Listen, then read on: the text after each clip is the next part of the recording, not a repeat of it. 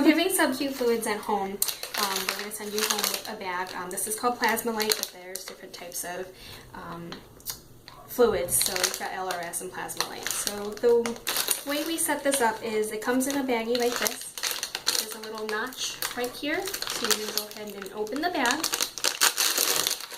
You just take this out.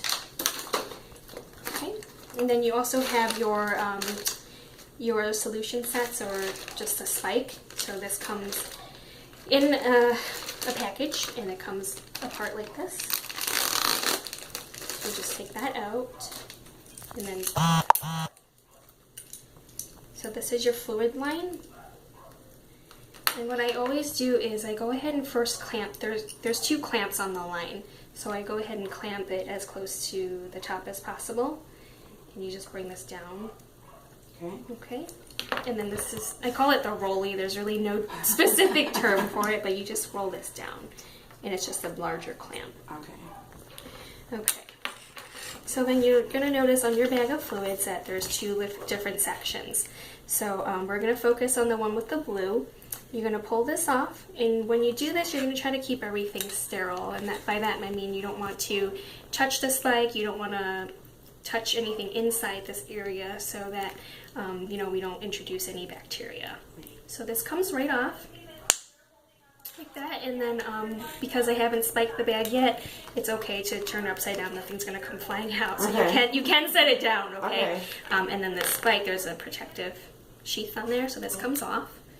So you just want to keep everything as sterile as possible, and then you're going to take the spike and then put it in the bag, just like that. And I kind of push in and I turn until it doesn't go anymore.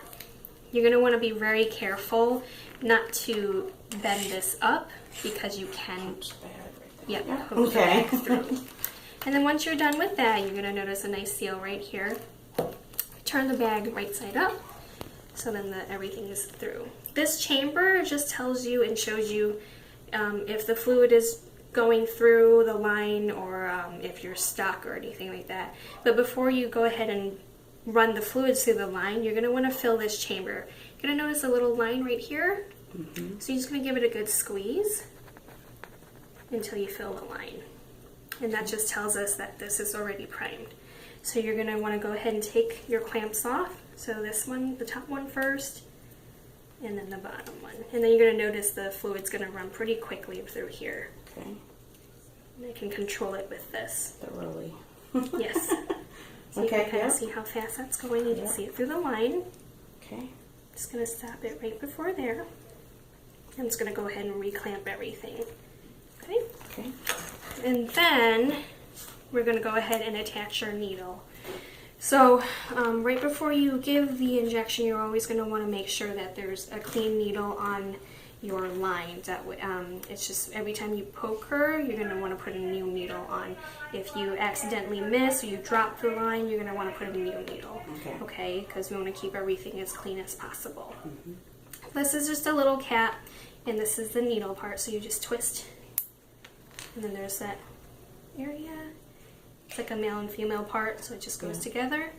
And this, it's called a lure lock.